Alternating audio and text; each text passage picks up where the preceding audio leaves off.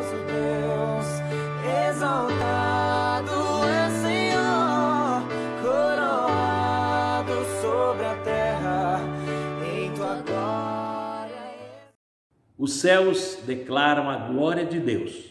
O firmamento proclama a obra das suas mãos. Um dia fala disso a outro dia. Uma noite o revela a outra noite. Sem discurso nem palavras, não se ouve a sua voz. A lei do Senhor é perfeita e revigora a alma. Os testemunhos do Senhor são dignos de confiança e tornam sábios os inexperientes. Os preceitos do Senhor são justos e dão alegria ao coração. Os mandamentos do Senhor são límpidos e trazem luz aos olhos. O temor do Senhor é puro e dura para sempre. As ordenanças do Senhor são verdadeiras, são todas elas justas.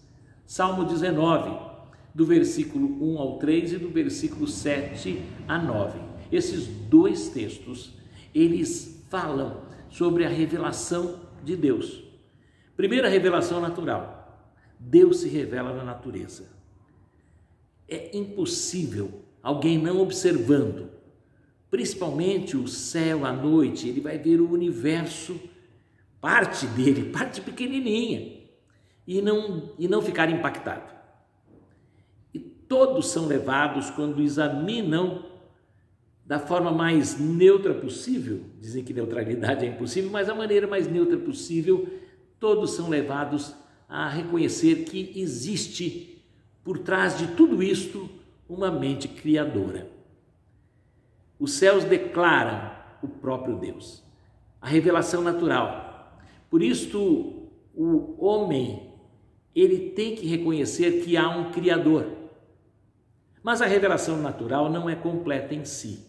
Ela mostra o Criador, ela mostra o organizador. E até podemos pensar no sustentador. No entanto, ela não deixa com clareza o que é necessário para o relacionamento do indivíduo com o Criador, da criatura com quem o criou. E sabe por que isso acontece? Porque o pecado, no início da história, quebrou o relacionamento harmonioso entre o ser humano e o eterno Deus. Por conta disto, o ser humano se afastou, mas Deus sempre quis ir atrás.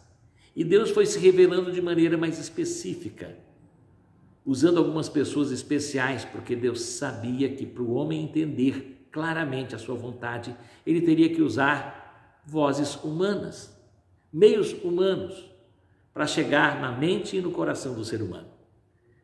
Deus nos conhece e por isto ele veio se revelando e foi através de pessoas passando tudo o que era necessário para que o ser humano pudesse ter um relacionamento real com ele.